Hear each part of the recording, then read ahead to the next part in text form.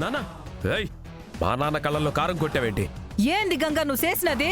దొంగతనం చేసిన వాడి కళ్ళల్లోనే కదా కారం కొట్టింది.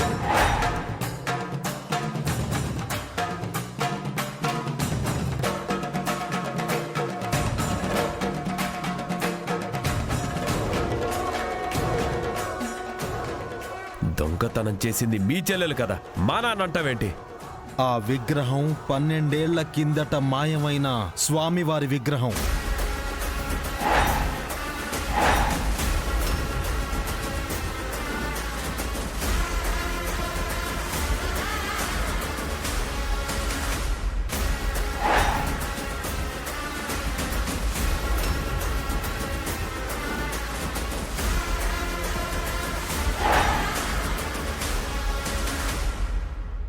అప్పుడు పంచాయతీ పెట్టించి గుళ్ళో దొంగతనం చేసిన ఇదే పెద్ద మనిషి ఊరు మొత్తం వెతికించాడు.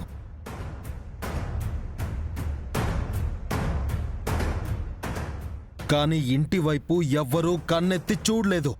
చివరికి ఆ శిక్ష ఆలయ ధర్మకర్త మీదే పడింది. ఇప్పుడు ఆ విగ్రహం తన ఇంట్లోనే ఉంది.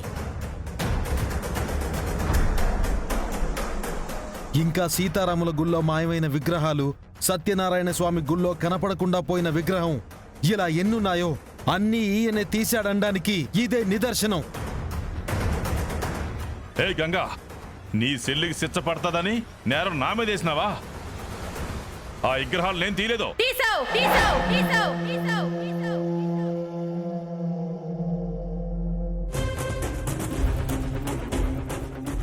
నేను తీసుకొచ్చాను గంగా, నీకు గుర్తొస్తుందని నాకు తెలుసు. ఆ విగ్రహాలు తీసుకురండి.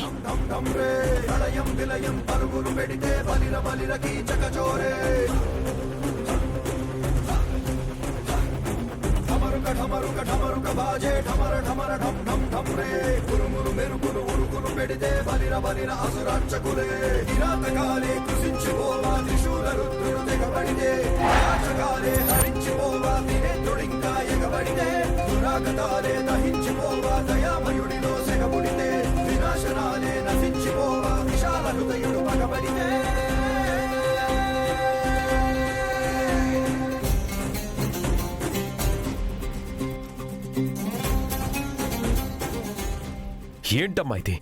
నాన్న నువ్వే దొంగం చేస్తావా? తిరుపతి, ఆ అమ్మాయి తప్పు చెయ్యలేదు. శిక్ష వెయ్యొద్దు అంటే మీరు వినలేదు కదా. తన కోసం ఆ శిక్ష వెయ్యొద్దు అనలేదండి, మీకోసమే వద్దన్నాను. మీరు చేసిన తప్పును నేను దాచినా మీరే బయటపడేలా చేశారు. బుద్ధుందా లేదా నీకు?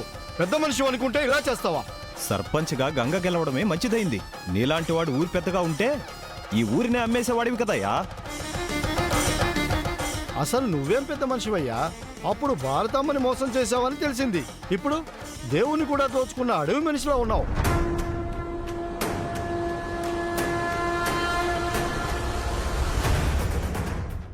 తప్పులు చేసిందే కాక అమాయకుల మీద నిందలు వేసినందుకు ఇప్పుడు వేయబోయే శిక్ష కఠినంగా ఉండాలి.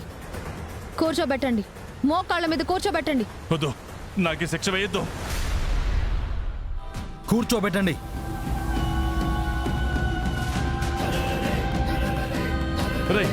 వద్దురా వద్దురా, వదిలేండ్రా, నన్ను వదలండి, నన్ను వదిలేండి, వదలండి.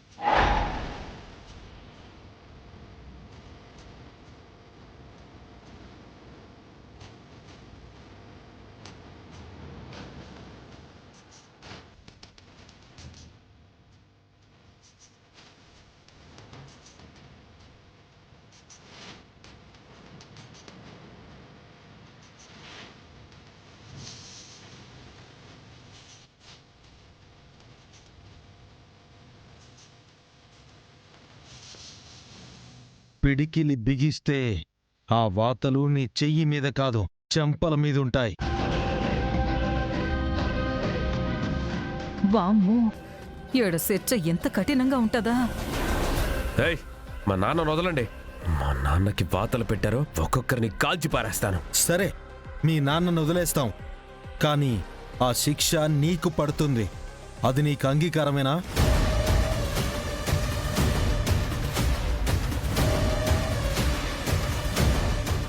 తప్పు చేసిన వాళ్ళకి శిక్ష తప్పదని ఇందాక మీరే చెప్పారు కదయ్యా. దానికి ఒప్పుకోలేదంటే ధర్మపీఠాన్ని ధిక్కరించినట్టే. శిక్షగా ఈ ఊరి నుండి వెలివేయబడతారు. తప్పదు నాన్న, నువ్వు కాదంటే ఈ ఊరు నుండి వెళ్ళేస్తారు.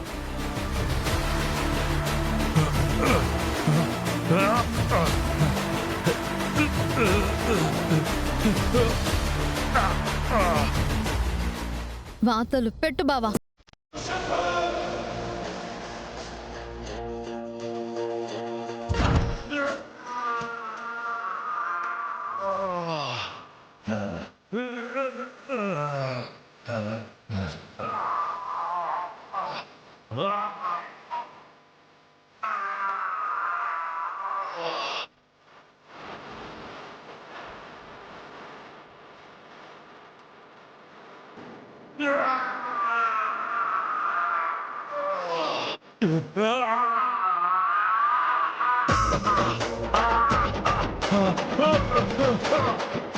నాన్న, నాన్న,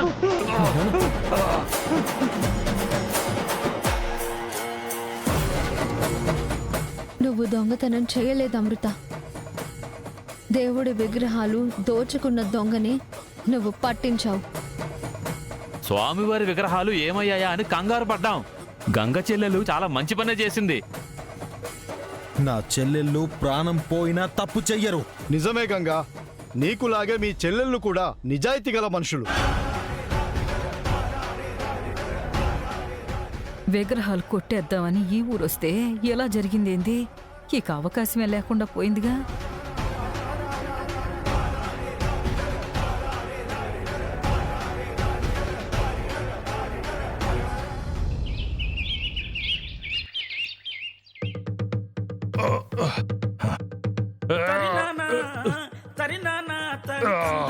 అబ్బా,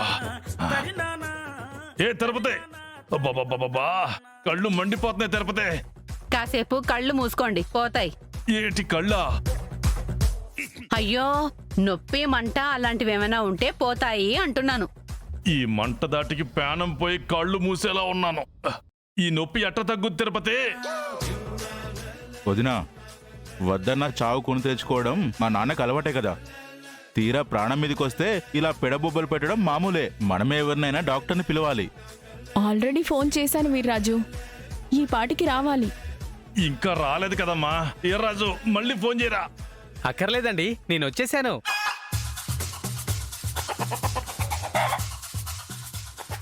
త్వరగా రావయ్యా బాబు, కళ్ళ మంట తగ్గించుకోలేకపోతున్నాను. ముందు మీరు కడుపు మంట తగ్గించుకోవాలి, అప్పుడే మంచి ఫలితాలు వస్తాయి. ఆ దోసకాయ జ్యూస్ ఏమన్నా చల్లగా తాగమంటావా? ఓ, మీకు అలా అర్థమైందా? ఒక పని చేయండి, దోసకాయని అడ్డంగా కోసి 2 ముక్కలు ఆయన కళ్ళ మీద పెట్టండి.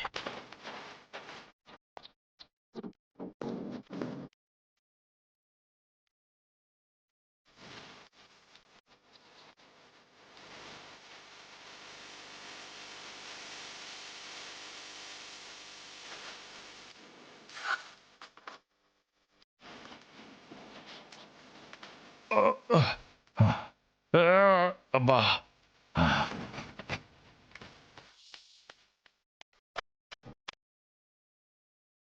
ఇప్పుడు ఎలా ఉంది? సమ్మగా ఉంది డాక్టరు. ఈ పనేదో రాగానే చెయ్యాల్సింది. మీరెక్కడ చేయిస్తారండి? మీకు బాధ పెట్టడం తప్ప ఆ బాధ మీకొస్తే భరించడం తెలీదు.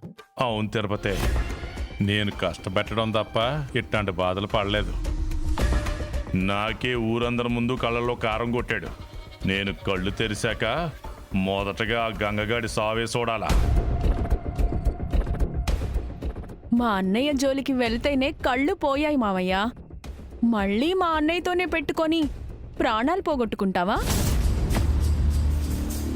కళ్ళలో కారం కొట్టినా బుద్ధి రాలేదంటే ఇంకెలా కొడితే బుద్ధి వస్తుంది నాన్న నీకు?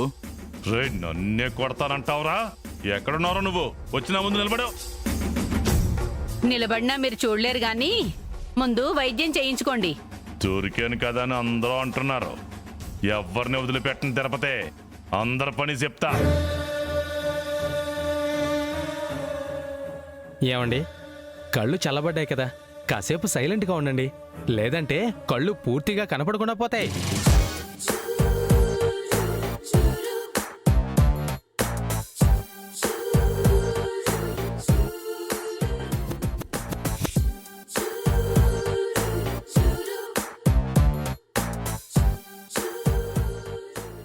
రాయ్, ఇక్కడేం చేస్తున్నావురా? ట్రీట్మెంట్ అండి. నువ్వు పశువుల డాక్టర్ కదా? నేను ట్రీట్మెంట్ చేస్తుంది కూడా దానికే కదా. అంటే మా నాన్ననే పశువు అంటావా? అరే, నేను అలా అనలేదండి. నేను పశువుల డాక్టర్ని కాబట్టి, పశువులకి వైద్యం చేస్తాను కాబట్టి, అసలు వైద్యం గురించి తెలుసు కాబట్టి, పశువుల గురించి ఎంతో కొంత తెలుసు కాబట్టి. ఆపుతావా నీ బట్టి పురాణం? అసలు నిన్ను ఇంట్లోకి ఎవరు పిలిచారు? మూర్ఖులని తెలిసినా, దుర్మార్గులని రుజువైనా సరే మీరు బాగుండాలని కోరుకునే నాగవల్లి పిలిచింది కాబట్టి నేనొచ్చాను. రాయ్, అంటే మమ్మల్ని దుర్మార్గులు అంటావా?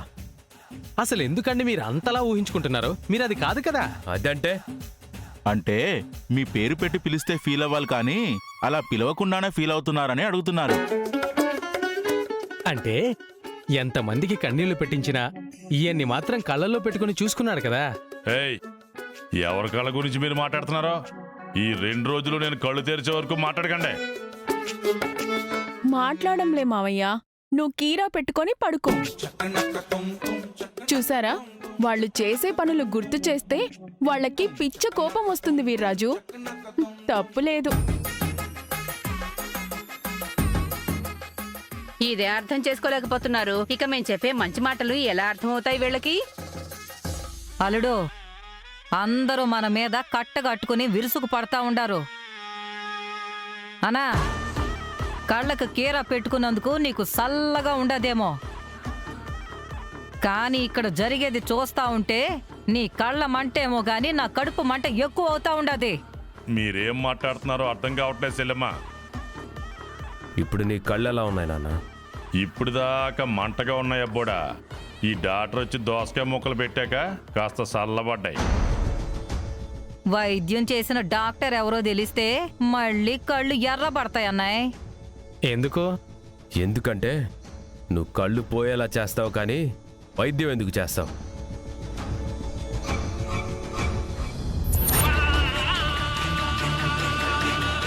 నువ్వా?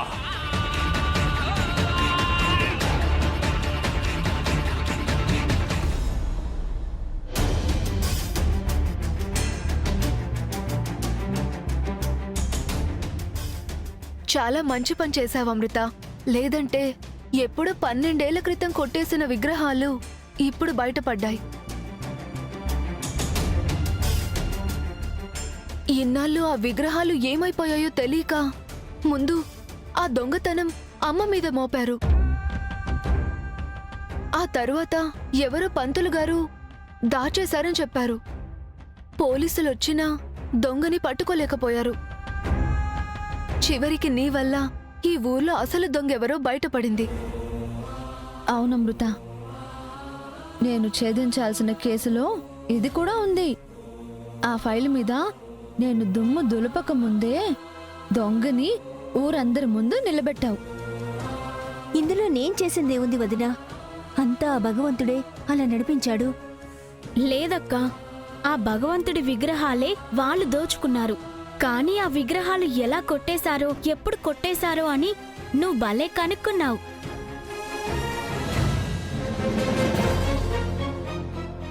అవునమృత, నేను కదా పోలీస్ ఆఫీసర్ని. నేను కనిపెట్టాలి.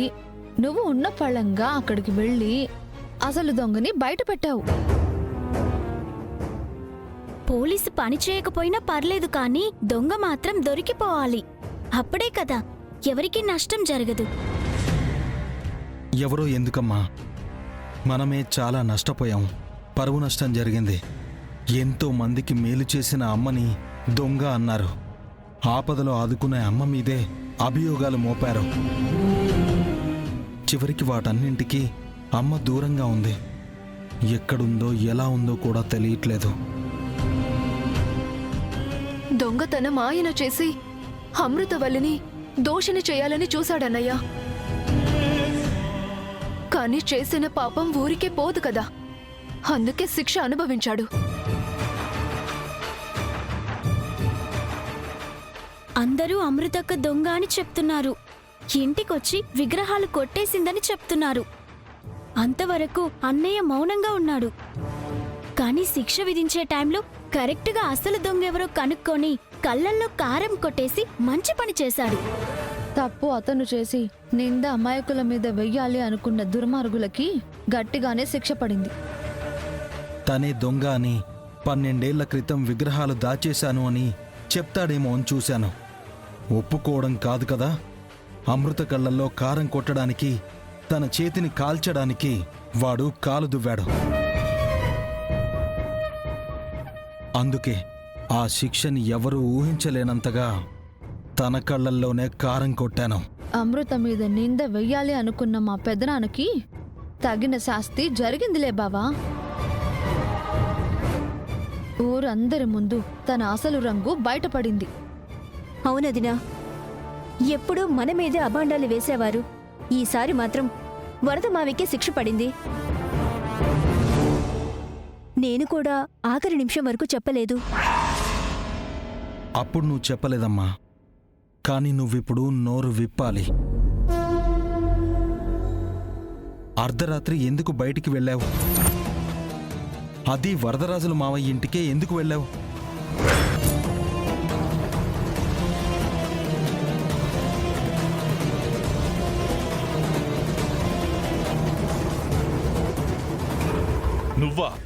నువ్వా నాకు వైద్యం చేసింది?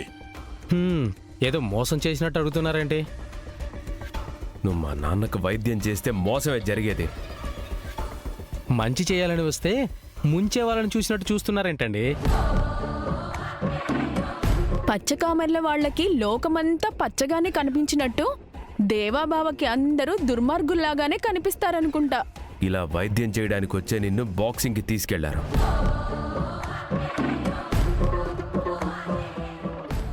ఇన్నాళ్ళు ఏమీ తెలియనట్టు మన మధ్యనే తిరుగుతూ భారతి కొడుకని అనుమానం రాకుండా బానే నటించాడు డాక్టర్.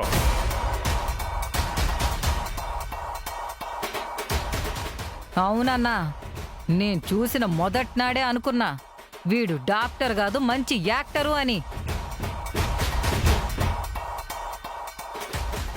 అసలు ఇప్పుడు ఏం జరిగిందని ఆయన్ని అన్నేసి మాట్లాడుతున్నారు? అలా మోసం చేస్తే కళ్ళు పోవాలి గాని నాన్న బాగానే మాట్లాడుతున్నాడు కదా. ఏదో ఆవేశంతో మాట్లాడుతున్నాను గాని మెల్లిమెల్లిగా కళ్ళు పండుతా ఉంటాయి రాజు. ఏమండి, ఏదో నాగవల్లి గారు పిలిచారు, ఆవిడ మంచి మనిషి, ఆవిడ మాట కాదనకూడదని వచ్చాను. నా మీద అబండాలు వేస్తారేంటండి? ఇలాంటి వాళ్లకు నువ్వు వైద్యం చేయకూడదు, కళ్ళు పోయేలా చేయాల్సింది. రై, అవును, అలాగే చేయాల్సింది. అదే చేశాడేమో. అవును, కళ్ళు పోయేలా చేశాను.